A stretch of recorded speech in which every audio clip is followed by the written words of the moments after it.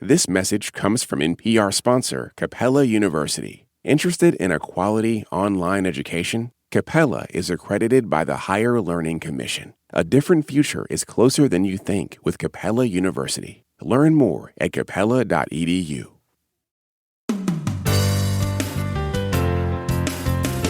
From NPR and WBEZ Chicago, this is Wait, Don't Tell Me, the NPR News Quiz. Bill Curtis has big shoes to fill, but his stilettos look pretty good on me. I'm Dr. Che Rhymefest Smith, and here's your host at the Studebaker Theater at the Fine Arts Building in Chicago, Illinois, Peter Sagal. Whoa, thank you all. Thank you, Rhymefest.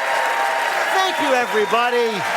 I feel the same way. Later on, we're going to be talking to legendary sportscaster Bob Costas.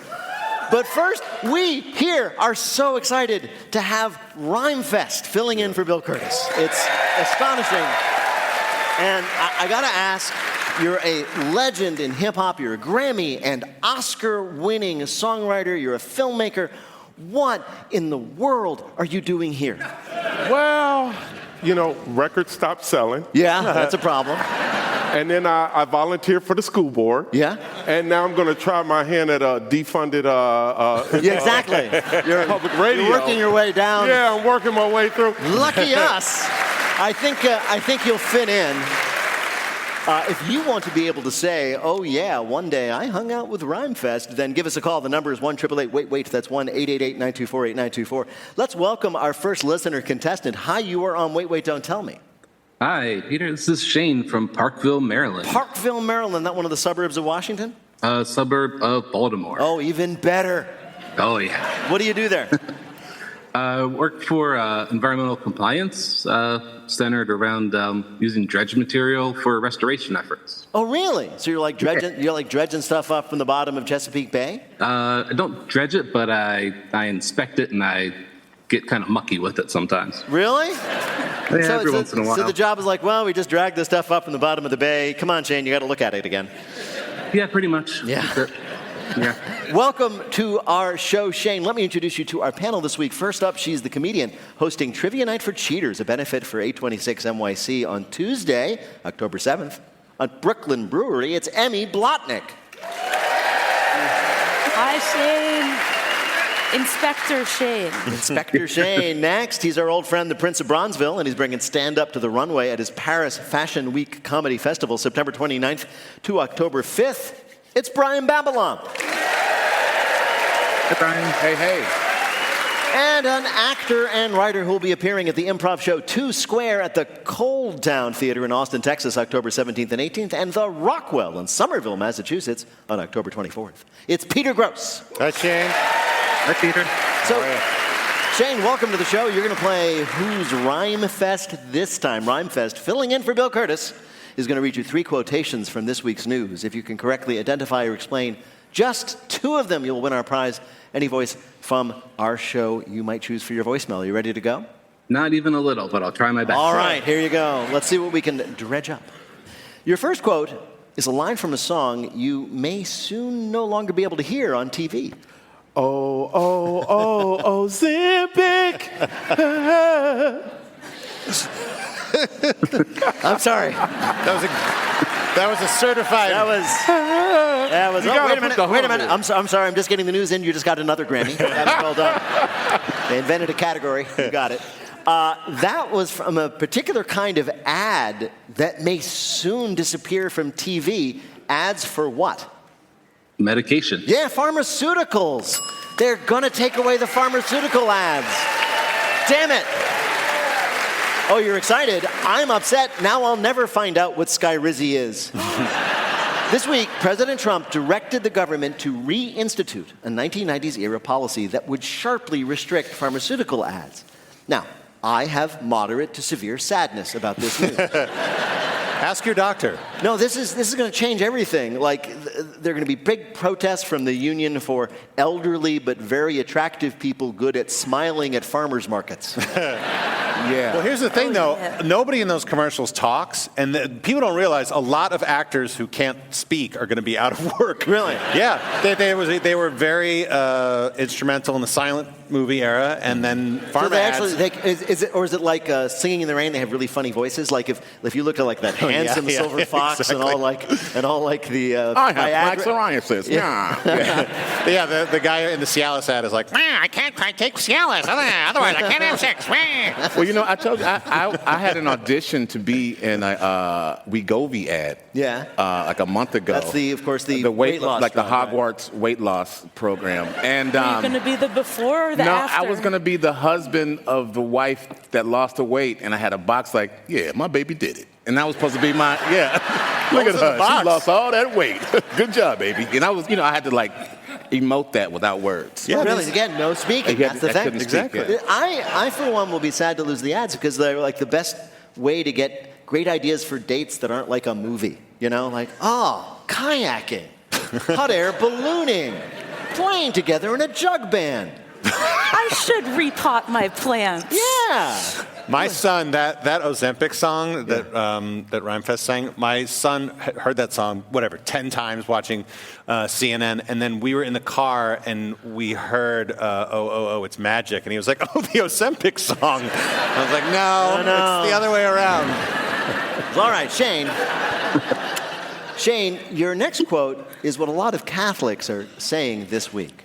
What would Carlo do? That, in particular, was an 8th grader at a Catholic school here in Chicago talking about Carlo Acutis, who this week was canonized as the first ever millennial what?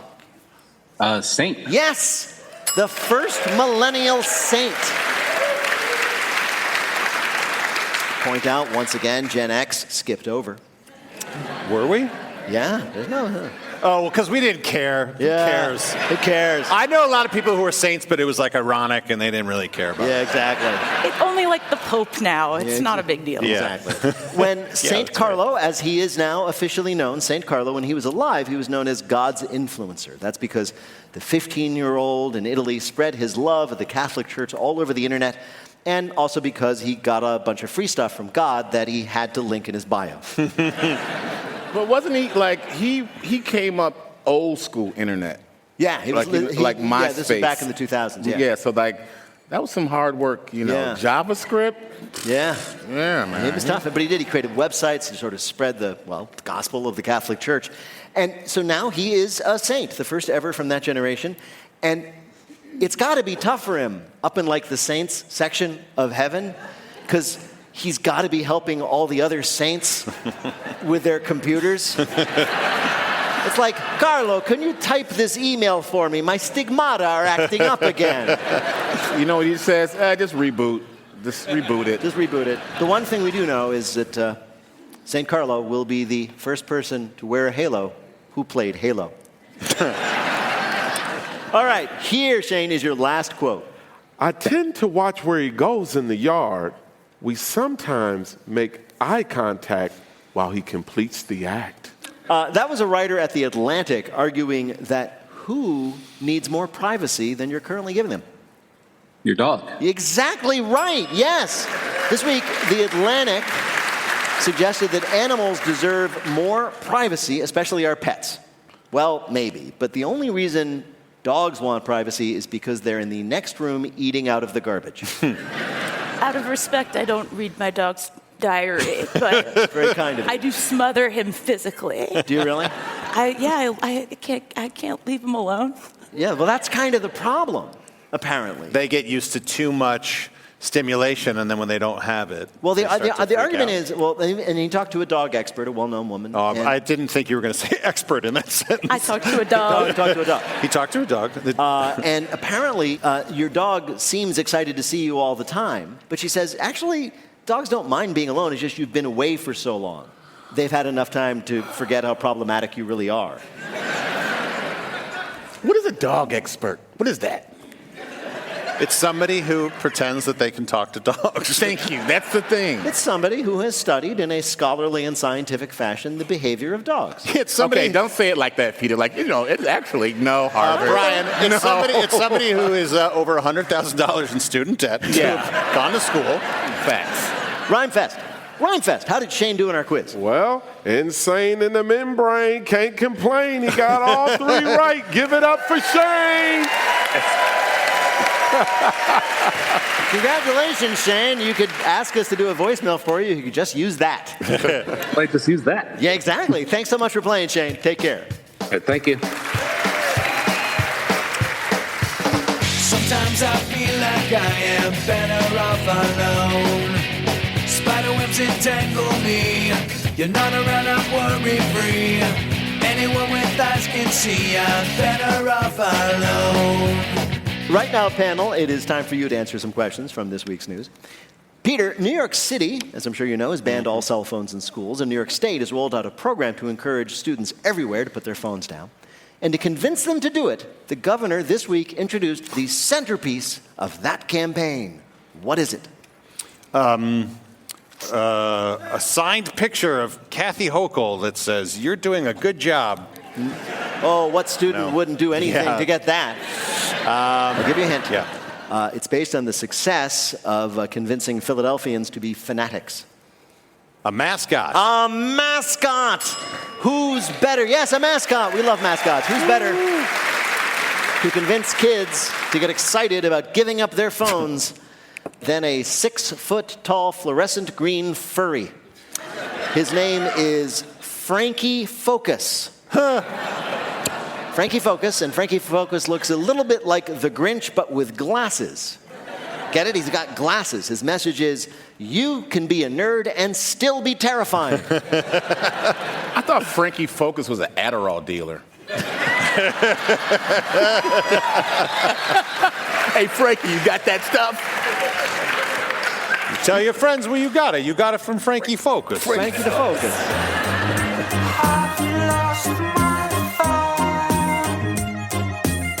I really need it back. My whole life is inside. Coming up, our panelists get their inheritance in our Bluff the Listener game. Call 1-888-WAIT-WAIT to play. We'll be back in a minute with more of Wait, Wait, Don't Tell Me from NPR. This message comes from Cook Unity. Fuel your day with fresh, fully cooked meals from award-winning chefs.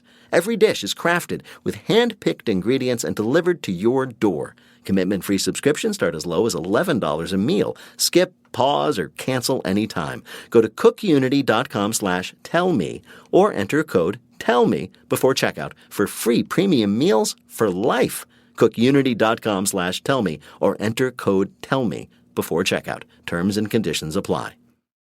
This message comes from Grammarly. From emails to reports and projects proposals, it's more challenging than ever to meet the demands of today's competing priorities without some help. Grammarly can instantly generate well-written drafts with AI to get your ideas down on paper. Let Grammarly take the busy work off your plate so you can focus on high-impact work. 93% of professionals report that Grammarly helps them get more work done. Download Grammarly for free at Grammarly.com/podcast. That's Grammarly.com/podcast. This message comes from NPR sponsor Capella University. Sometimes it takes a different approach to pursue your goals. Capella is an online university accredited by the Higher Learning Commission. That means you can earn your degree from wherever you are and be confident your education is relevant, recognized, and respected. A different future is closer than you think with Capella University. Learn more about earning a relevant degree at capella.edu. From NPR and WBZ Chicago, this is Wait, Wait, Don't Tell Me, the NPR News Quiz. I am not Dr. Dre, I am Dr. Che. Rhymefest Smith, we're playing this week with Peter Grosz, Emmy Blotnick, and Brian Babylon. And here, again, is your host at the Studebaker Theater in Chicago, Illinois, Peter Sagal. Thank you, Rhymefest. Thank you so much. Right now it's time for the Wait, Wait, Don't Tell Me Bluff the Listener game. Call 1-888-WAIT-WAIT to play our game on the air. Hi, you are on Wait, Wait, Don't Tell Me. Hi, I'm Marissa from Cape Coral, Florida. Hey, how are things in Cape Coral? Very rainy. Aw, let's all take a moment. Very rainy. Let's take a moment to pity you. Well, that was fun. Well, welcome to the show, Marissa. You're going to play our game in which you must try to tell truth from fiction. Rhymefest. Right. What is Marissa's topic? This is my last will and testament. There's nothing fun about a will. Until now. Our panelists are going to tell you about someone who received an unusual and unexpected inheritance that we found in the news this week. Pick the one who's telling the truth, and you'll win our prize, the Wait Waiter of your choice in your voicemail. Are you ready to play? Yes. All right. First up, let's hear from Peter Grosz. Jennifer Insill lives in a fancy New York City apartment building in Unit 4D next to Jeffrey Malinsky in 4C. They've been arch enemies for 10 years, constantly arguing about the 9 squawking parrots in Jeffrey's apartment. Jennifer would complain to the co-op board, then he would complain about her, then she would sue, alleging intentional infliction of emotional distress, then he would countersue, claiming something he called interspecies prejudice. She finally gave up and learned to live with it, figuratively. And then Jeffrey's body gave up and made her live with it, literally, when he died this week and left her his parrots in his will. Jennifer came home from work on Monday to discover the birds, their cages, and 100 pounds of bird food in her foyer. She was on the phone with her lawyer explaining the whole situation, but when she mentioned the name Jeffrey Malinsky, one of the parrots chimed in, "Bark, glad he's dead, bark." Jennifer couldn't believe it, so she said his name again. "Bark, total jerk, bark." That's why the parrots were so loud. They hated this guy, even more than she did. So now Jennifer has 9 new best friends who spend all day talking smack about her former neighbor. "Bark, he's rotting in hell, bark." A woman stunned to be left with the parrots owned by the man next door she hated. Your next story of a willy-nilly will comes from Brian Babylon. A Brazilian billionaire has named football star Neymar as a sole heir to his estate that's worth about $1 billion, and this is without even ever meeting the guy. Yes, some people leave their money to their kids, some people leave money to charity. This guy said, "You know what? Neymar looks like he can use a little help." And the document, the billionaire wrote, "I like Neymar. I identify with him a lot. He's not self-serving, and that's something rare these days." Apparently, the man was so touched by Neymar's relationship with his father, which reminded him of his own late dad. So instead of therapy, he decided to write a $1 billion love letter. Courts now have to improve the inheritance. Legal experts say that he will have to face taxes and disputes, or as lawyers like to call it, summer vacation money. Neymar, meanwhile, not has commented, probably because he's busy practicing falling over dramatically when the IRS shows up. A billionaire in Brazil leaves his entire fortune to a soccer star he had never met. Your last story of a will gone wild comes from Emmy Blotnick.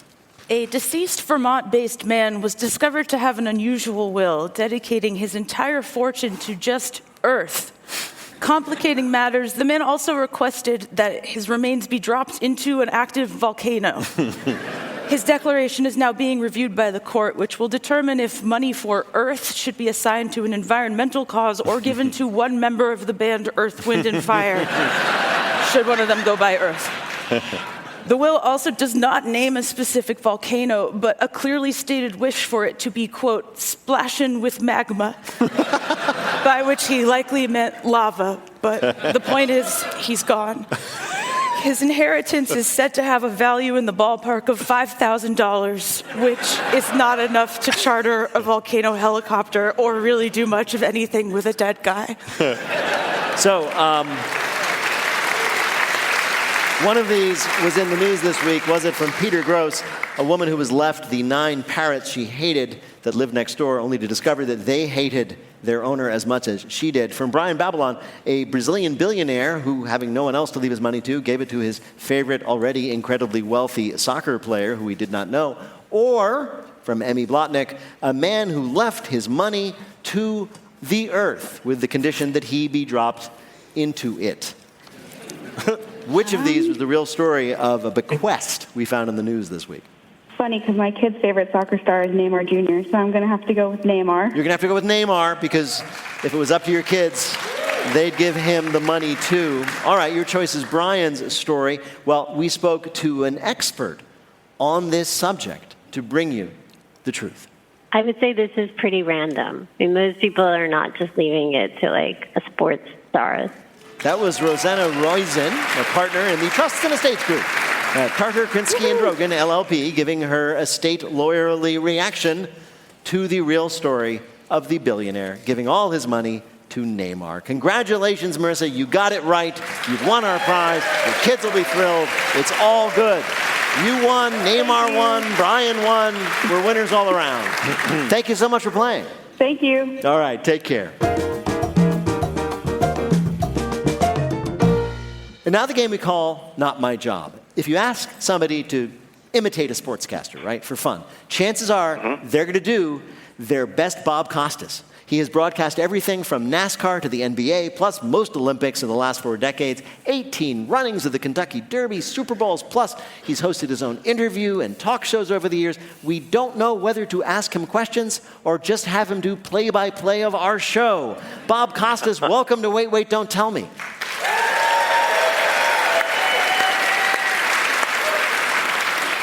It's so exciting. Thank you. It's a pleasure to finally talk to you after all the years I listened to you broadcasting games.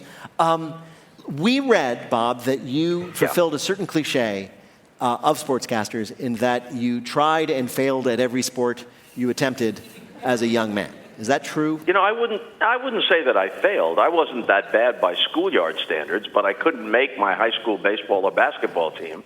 And the baseball coach, who was also a math teacher, that's the way it works in high school, he actually said to me something to the effect of, you're not bad with the glove and you can run a little bit, but I don't think you can hit your weight, and I don't think you weigh 130, which might have been true when I was 16 years old. And then he actually said, you know, you're always talking about baseball, and you know more about baseball than any of my players. Have you ever thought about broadcasting? And I said, that's pretty much all I think about. And he actually said, as if it was a movie, good, try that. Whoa. That's awesome.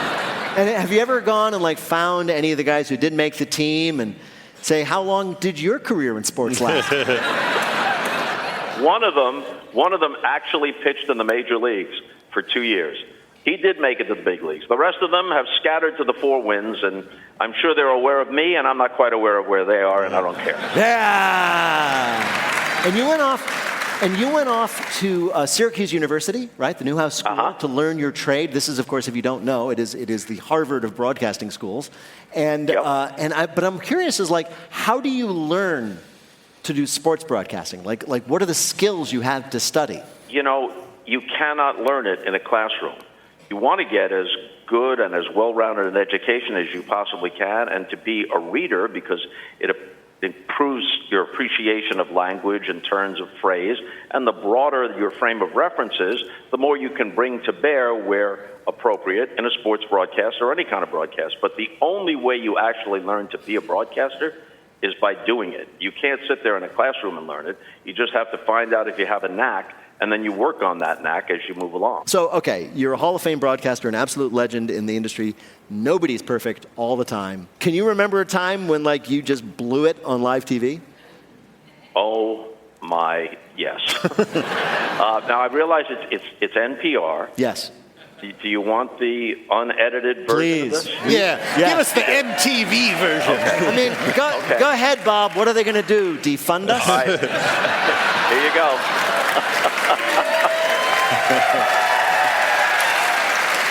Now, if everybody clapping could give $5,000, that would be really wonderful.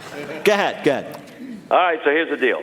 My first job out of Syracuse, I did minor league hockey my senior year at Syracuse, $30 a game. But I was lucky enough right after that at age 22 to go to St. Louis, big station, KMOX, 50,000-watt station, to broadcast the games for the Spirits of St. Louis in the old ABA.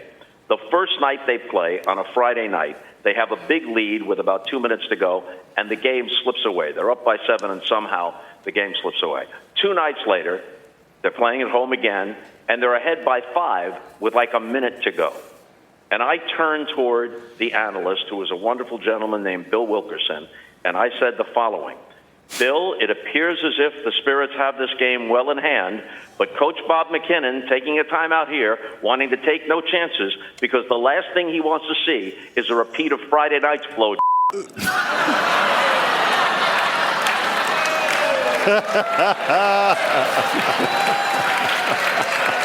I actually said that. You did. I actually said that. You know, they blew the game, and, the syntax just got kind of mangled, right? Well, I mean, if you think about it, it is his job, and if he blew the game, it just sort of comes naturally to that phrase, doesn't it? And my thought is, I looked at Wilkerson, yes, and he looked at me, and his eyes got as wide as saucers.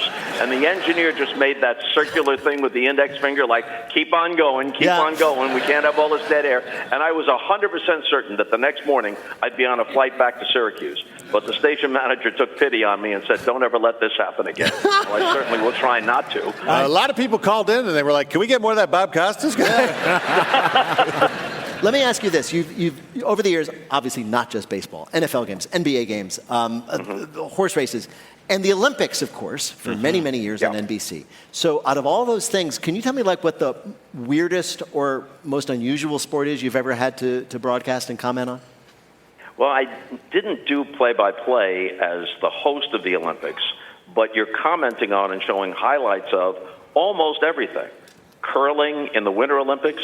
You know, think about getting a gold medal, an Olympic gold medal, for an activity in which you can drink beer while doing it. Yes. But even more so, in the Summer Olympics, race walking is a staple. Now, there may be, 200 race walkers in the United States, but in parts of Eastern Europe, like in Romania or something, race walkers are like Michael Jordan, apparently. So, 1992 in Barcelona, I'm hosting the Olympics, and there's a package of highlights, and it ends with a bunch of race walkers. And you know what it looks like, right? Yeah. It looks like gotta go right now is what it looks like, right? Yeah. 15-minute shorts who really need to use the restroom. I understand. Right, exactly. But I come off of it, I think it's completely harmless, and the people on the set laughed. I said, isn't a competition to see who can walk the fastest a little bit like a contest to see who can whisper the loudest? Eventually, don't you just like cross over and start running? Now, you would think that was completely harmless, but the very small race walking community wanted my head on a pike. And that's why you can never go back to Romania. That's correct. Well, Bob Costas, it is such a pleasure to talk to you, and we have asked you here today to play a game we're calling And the Emmy goes to? We are right now in the eye of the Emmy storm. The Creative Arts Emmys were last weekend. The Primetime Emmys are this weekend. So no one is talking about anything but the Emmy Awards. Ooh. We're going to ask you 3 questions about these JV Oscars. Answer 2 correctly and you win our prize, one of our listeners. Rhymefest, who is Bob Costas playing for? Bob is playing for Matt Johnson of Houston, Texas. All right. Ready to play? Here is your first question. Where does the name Emmy for the award come from? Is it A, it's the initials M.E. for Mamie Eisenhower, who presided at the first awards? Is it B, strangely, it is named after our own panelist, Emmy Blotnick? Or C, it was named for the image orthogon tube, an important bit of early TV technology? I'm going with C. You're going to go with C, and you are right. The image orthogon tube was known as Emmy. That's what you're named after. Huge advance TV technology, so much so that Emmy was named for it. Yeah. And I guess it must have been shaped like a lady with wings holding an atom, I guess. Here's your next question. The whole point of the Emmys, of course, as you know, is to promote TV. But at the 2015 Emmys, Andy Samberg went above and beyond to encourage people to watch the HBO show Game of Thrones. How did he do it? A, by wearing a handmade 15-foot-long dragon costume on stage. B, by giving out to the live international audience his actual HBO login and password. Or C, by playing a video in which his head was CGI'd onto every character in every sex scene from that season. You know, I should know this, but somehow I missed that particular telecast. I'm just going to guess B. You're going to guess B. He gave out his HBO login and password to the universe? He did. Yes. And people report, everybody, of course, immediately ran over to their televisions or whatever, and it worked for a few days. All right. Very good, Bob. Here is... 2 for 2. 2 for 2, right. As someone in your profession might say. Yes. You're batting 1,000. He is. He's batting 1,000. Let's see what he does with this pitch. In Dame Helen Mirren's acceptance speech after winning an Emmy for her performance as Queen Elizabeth I, she said that her greatest triumph was what? Was it A, making her Queen Elizabeth I recognizably different from her Queen Elizabeth II? B, the voiceover work that she had done for the film Legends of the Guardians, The Owls of Gablool, for which she was unfairly snubbed. Or C, she said her greatest triumph was, quote, not falling ass over tit as she climbed the stairs to the podium. It is without question C. You were right. You called your shot, as you might say. And allegedly, the censors who were manning, that bleep button were so charmed by her British accent that the remark made it to air, and now, again, to us. Rhymefest, how did Bob Costas do in our quiz? Bob got 3 for 3. He got them all right. Congratulations. It's the trifecta. It's the hat trick. It is. The triple crown. That's a good thing. Part of your job is coming up with catchphrases and names. What should we call it when someone goes 3 for 3 on this game? The Costi. There you go. He scored a Costas. Bob Costas is a Hall of Fame broadcaster and, not coincidentally, the winner of 28 Emmy Awards himself. Bob Costas, thank you so much for joining us on Wait, Wait, Don't Tell Me. Thank you, Peter. Thank you, everybody. Take care, Bob. Bye-bye. So long.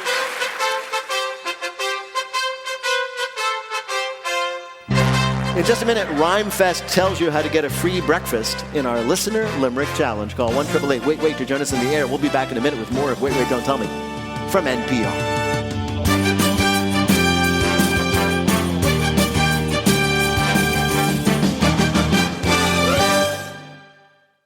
This message comes from LinkedIn Ads. One of the hardest parts about B2B marketing is reaching the right audience. That's why you need LinkedIn Ads. You can target your buyers by job title, company, role, seniority, and skills. All the professionals you need to reach in one place. Get a $250 credit on your campaign so you can try it yourself. Just go to linkedin.com/results. That's linkedin.com/results. Terms and conditions apply. Only on LinkedIn Ads. This message comes from Schwab. Everyone has moments when they could have done better. Same goes for where you invest. Level up and invest smarter with Schwab. Get market insights, education, and human help when you need it. Support for NPR and the following message come from Boll & Branch. Turn your bed into a sanctuary this fall with their buttery, breathable bedding. Enjoy 15% off your first set of sheets at BOLL&branch.com with code NPR. Exclusions apply. From NPR and WBEZ Chicago, this is Wait, Wait, Don't Tell Me, the NPR News Quiz. I am Dr. Che Rhymefest Smith. We're playing this week with Brian Babylon, Peter Grosz, and Emmy Blotnick. Hey! And here again is your host at the Studebaker Theater in Chicago, Illinois. Give it up for Peter Sagal. Thank you, Rhymefest. Thank you so much. In just a minute, Rhymefest meets our Limerick Fest. A little nervous about having to rhyme things there, Rhymefest? I've never rhymed in Irish. If you'd like to play, give us a call at 1-888-WAIT-WAIT. That's 1-888-924-8924. Right now, panel, I got some more questions for you from the week's news. Brian, a recent study shows you can tell a lot about someone's personality by the style of their what? Come on, man. Not their clothing. No, I've not been too easy. The style of their, give me a hint. Give you a hint. It's like, okay, let's start from the beginning. Are you an A-frame or a tight squeeze? Peter, I don't think we should be asking. Yeah, like the clue's a little racy. An A-frame or a house. No. I'll give you another hint. I'll give you another hint. Right. Okay, hang on. Bring it in, big guy. You're right. Oh. Bring it in. Oh, your garage. No. Does anybody know what the heck I'm talking about? Jeans. It's jeans. Not your jeans. Does an A-frame a type of hug? It is. It's the way that you hug. An A-frame is a hug? You've never heard of that? No, is that where you go? Yeah, the A-frame, classically. Keep it a difference? I mean, you people wouldn't understand it because you're emotionally What secure. in the Gilded Age are you talking about? This is a thing for people who don't get hugged very much. No, the study showed that people who were neurotic, this is true. People, they asked people to hug, and they observed them, and then they surveyed them, and they found that people who were self-described as neurotic or insecure preferred the lean-in hug or the A-frame. If you think about it, you're both leaning in, you're kind of hugging in the middle. It looks like an A. I thought you meant the arms created an A somehow. Right? No, I know people who hug like that. Yeah, exactly. And, or people with self-confidence and empathy, like those close-in hugs with lots of contact. And your father prefers no hugs at all. You just have to forgive him. It's the way he was raised. He still loves you. Okay. I'm an O-frame hug where you don't get any. It's just a 0. The study goes on to say that romantic partners hug on average for 7 seconds, while friends, just friends, hug for under 3 seconds. Across the board, people reported it wasn't the hug that freaked them out, it was the fact that their friend was timing it. In your ear. 1, 2, 3, 4. Yeah, I never knew about that. Why are you pulling away? 5, 6. Would you prefer I count down 1,000? See, my thing is I pretty much have a traditional hug, but my anxiety is whether or not to hug, right? Yeah, I mean, you're that's like, the all right, thing. okay, are we hugging now? Are we hugging friends? Right. What about the grab hand, right hand grab, bring body in, left hand hug, so it's a combo handshake. Right. Oh, yes, this one is for avoidant straight men. Yeah. Anybody timing that?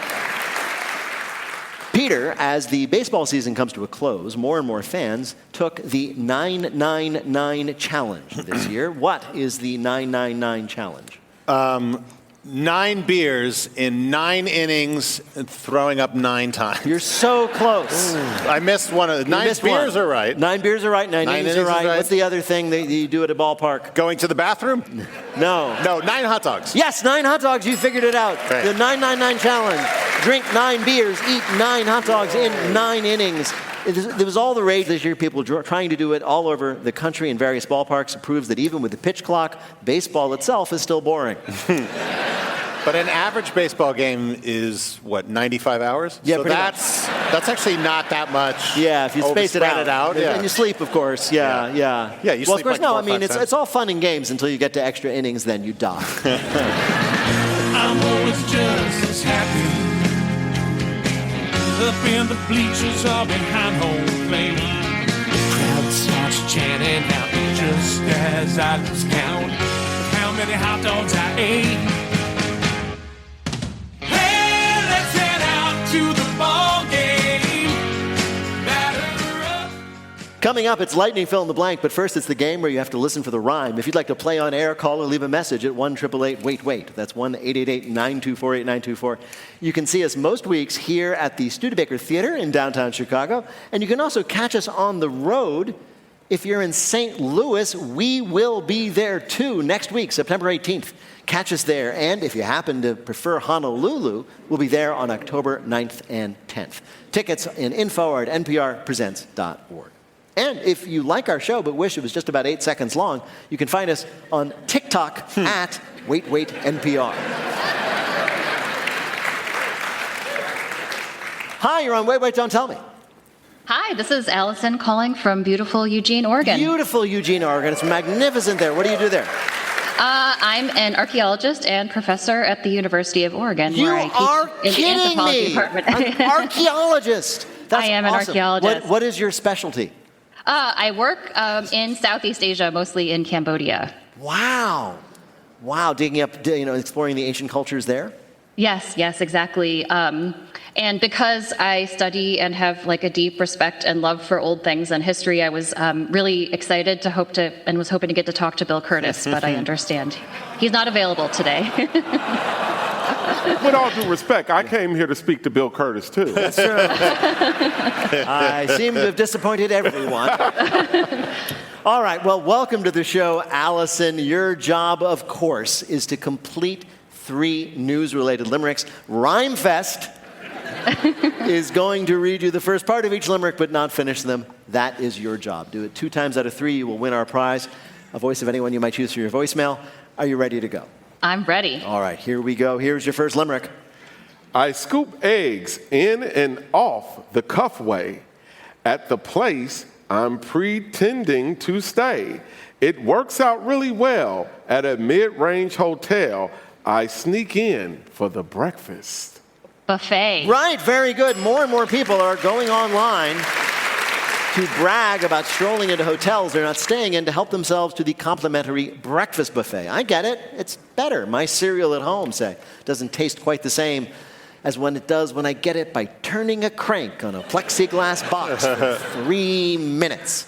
Man, so you get out of your bed, get in the car, drive to a Hampton Inn, maybe, and just go to town. Maybe you're like going to, getting up and you're going to go do something. You need some breakfast. You happen to be passing by one of those mid-range chain Mediocre hotels. Waffles. Don't mind if I do. Exactly. Yeah, they're not. It's not the best breakfast. Can you get a red delicious apple tightly wrapped in saran wrap? That's what I want. All right, Allison. Here is your next limerick. Phone and keys. Anymore, I can't haul it. If there's need for cash, I don't recall it, 'cause cards, coins, and bills are for outdated tills, and I no longer carry a wallet. A wallet. A new study found that nearly half the population no longer use wallets anymore. Great. Now where am I supposed to carry my COVID vaccine card for some reason? Now, the change away from wallets comes both, of course, with the technology in our phones and from your being honest with yourself about never, ever going to complete that punch card for a free smoothie. Facts. It's true. Here's your last limerick, Allison. At this wedding, it's easy to mingle. Here's a table where tensions sure tingle. There's a face sheet with facts, so I might find a match at the table where guests are all single? Yes, this week the New York Times reported on the trend of couples who are giving all the single people attending their wedding a laminated fact sheet with the faces of all the other single people. It makes it an even more special day. You're starting your life as a married person, and you're utterly destroying your former circle of friends. Right? But after a few bottles of that cheap wine, reception wine, I don't need no sheet. Let's do this. All right? Sheet schmeat. Let's kick it. Sheet schmeat. I don't need sheet. I don't need information or to know anything about you. We're at this Hampton Inn. We have breakfast tomorrow. Let's have a good time. I don't need help schmeating people. This is a nice wedding, too, at a Hampton Inn. Yeah, it's wine. Rhymefest. How did Allison do? There's a show full of winners today. Allison got all 3 right. She's a winner. Congratulations. Thank you so much. It was a dream come true. Take care. Bye-bye.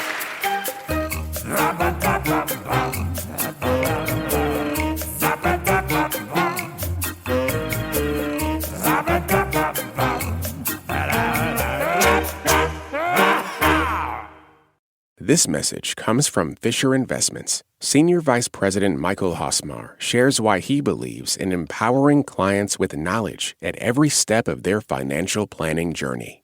At Fisher Investments, we prefer to use a sizable group of experts with a diverse skill set, diverse knowledge, all collaborating together to deliver what hopefully is optimal advice for our clients.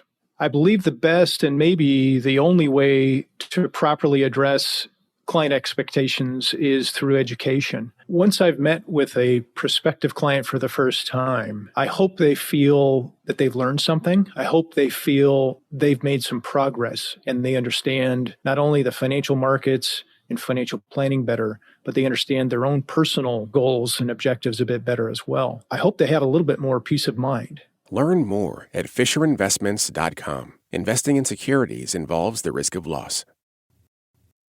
Now it's time for our final game, Lightning Fill in the Blank. Each of our players will have 60 seconds in which to answer as many fill-in-the-blank questions as they can. Each correct answer is worth 2 points. Rhymefest, can you give us the scores? Yes, Brian and Emmy each have 2. Peter has 4. Oh, my goodness. Brian, I'm going to arbitrarily pick you to go first. Here we go. The clock will start when I begin your first question. Fill in the blank. On Wednesday, FBI Director Kash Patel traveled to Utah to oversee the investigation into the shooting of blank. Charlie Kirk. Right. On Tuesday, the FAA released an advisory that lithium batteries pose blank risks on flights. Explosion risk. Well, fire risk, good enough. This week, pop star Bad Bunny said he left the U.S. off his world tour over fears of blank raids at his concerts. Ice raids. Right. This week, a teacher in Germany sued her school after she was asked to provide a doctor's note explaining why she had blanked. Pregnant. No, she was asked to explain why she had pregnant? No. Why is she pregnant? No, she was asked to explain why she hasn't shown up to work in 16 years. On Tuesday, NASA's Perseverance rover found new evidence for potential life on blank. Mars. Right. On Wednesday, ABC announced that one of the stars of The Secret Lives of Mormon Wives would be the next blank. Bachelorette. Right. This week, a German town is finally at peace after the culprit behind a string of ding-dong ditch pranks was revealed to be blank. The teacher who didn't show up for 16 years? No. A small garden slug. Residents of an apartment complex in Bavaria couldn't figure out why their doorbells kept ringing, and they'd run down and there'd never be anyone at the door. Turns out a small slug had been crawling over the doorbells on the building's main entry panel. Oh, that's so good. That's so German. It's less a ding-dong ditch, more of a ding-dong Yeah. away. But here's the question for you, Rhymefest. Yes. How did Brian do in our quiz? Brian got 5 more right for 10 points, a total of 12. Brian is in the lead. Well done.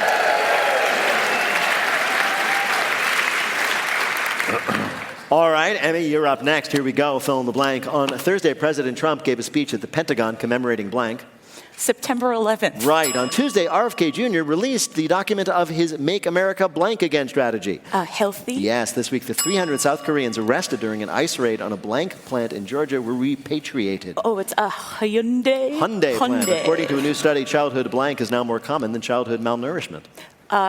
Obesity. Right, yes. This week, Japan is celebrating the life of a racehorse who had spent her 29-year career blanking. Jumping. No, losing every single race. For the first time in almost 2 years, Prince Harry had tea with blank. His father. King Charles, yes. On Yes. Thursday, Gmail announced a special tab only for sorting all your blank purchases. Your online purchases. From? The internet. No. Specifically, it's Amazon. Just Amazon. This week, a nurse in Kentucky credited her CPR training with helping her save the life of a blank. Oh, that horse that lost all the races. No. She saved the life of a drunken raccoon. That won all the races? Apparently. Can you imagine how bad that horse felt? The woman was on a walk when she heard strange noises coming from a dumpster next to a distillery. It turns out it was a drunken raccoon having difficulty breathing, so she laid down and started chest compressions. Oh. This has to be a tricky moment in the life of a nurse. On the one hand, you know that raccoons can carry rabies. On the other, when are you going to get another chance to do CPR on a raccoon? Rhymefest, how did Emmy do in our quiz? Emmy got 5 right for 10 points, a total of 12. Emmy and Brian are tied. Wow. Now, how many then does Peter Grosz need to win? Peter needs 4 to tie and 5 to win. All right, here we go. Peter, this is for the game. On Thursday, European leaders expressed alarm after drones sent by blank were shot down in Poland. Russia. Right. In her new memoir, Kamala Harris said it was reckless to allow blank to make the decision to run for re-election without consultation. Donald Trump. No, Joe Biden. Right. This week, the NCAA handed permanent bans to 3 college blank players who were involved in sports betting. Basketball? Basketball, yes. Okay. For the first time since the pandemic, blank is no longer a top 10 cause of death for Americans. Oh, COVID? Yes. This week, a man in Canada was ticketed while driving a blank. Just the funniest car. It's true, because it was a bright pink Barbie Power Wheels toy car. According to a new study, chronic sleeplessness increases the chance of blank in aging brains. Dementia? Right. On Monday, the blanks announced a new cookie flavor based on Rocky Road ice cream. The Girl Scouts? Right, yes. In what's being called a first-of-its-kind heist, a honey store in the UK was robbed by a gang of blanks. I mean, it's got to be bears, right? No, bees. Oh, give it back. Pretty much. No, the heist was actually carried out by thousands of so-called robber bees. That's a subspecies known for stealing honey from other colonies' hives. The shop's owner was able to lure them into the bathroom where she could trap and release them, and thankfully only one bee was killed. But wouldn't you know it, He was the old B who had just gotten back in the game for one more score. This was in England? What kind of Pixar malarkey was that? It's like if Guy Ritchie directed a Pixar movie. Yeah. All right, but here's the big question. Rhymefest, how did Peter do? Did he do well enough to win? Peter got 6 right for 12 points, total of 16. Peter gets the plastic apple from the Hampton. Yay! Coming up, our panelists predict what new drug will be featured in the last ever pharmaceutical ad to be seen on TV. But first, let me tell you, Wait, Wait, Don't Tell Me is a production of NPR and WBEZ Chicago in association with Urgent Haircut Productions. Doug Berman, Benevolent Overlord. Philip Godica writes our limericks. Our public address announcer is Paul Friedman. Our tour manager is Shana Donald, thanks to the staff and crew at the Studebaker Theater. B.J. Liederman composed our theme. Our program is produced by Jennifer Mills, Miles Norboss, and Lillian King. Special thanks this week to Blythe Robertson and Monica Hickey. Our saint is Peter Mary Gwynn. Our visual host is Emma Choi. Technical direction is from Lorna White. Our CFO is Colin Miller. Our production manager is Robert Newhouse. Our senior producer is Ian Chillock. And the executive producer of Wait, Wait, Don't Tell Me is Mr. Hot Mike Danforth. Now, panel, what will be the last pharmaceutical ad we get to see on TV before they all go away? Brian Babylon. It's going to be Handmaid's Plan B. Emmy Blotnick. Scatavan. It gives you the relaxed confidence to jazz scat. Peter Grosz. Bone for Life. A pill you take just once that gives you an erection that never goes away for the rest of your life. And if any of that happens, panel, we'll ask you about it on Wait, Wait, Don't Tell Me. Thank you, Dr. Che Rhymefest Smith. Thanks also to Brian Babylon, Emmy Blotnick, and Peter Grosz. Thanks to all of you here at the Studebaker Theater. You're fabulous. And thanks to all of you listening wherever you might be. I'm Peter Sagal. We'll see you next week from St. Louis, Missouri. Now show me what kind of hug you got.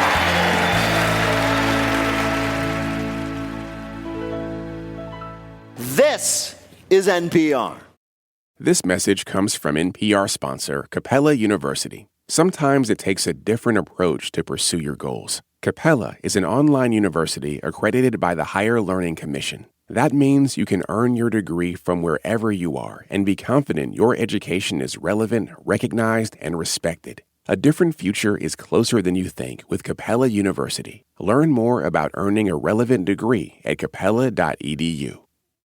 Support for NPR and the following message come from IXL Online. Is your child asking questions on their homework you don't feel equipped to answer? IXL Learning uses advanced algorithms to give the right help to each kid, no matter the age or personality. One subscription gets you everything. One site for all the kids in your home, pre-K to 12th grade. Make an impact on your child's learning. Get IXL now. And NPR listeners can get an exclusive 20% off IXL membership when they sign up today at IXL.com/NPR.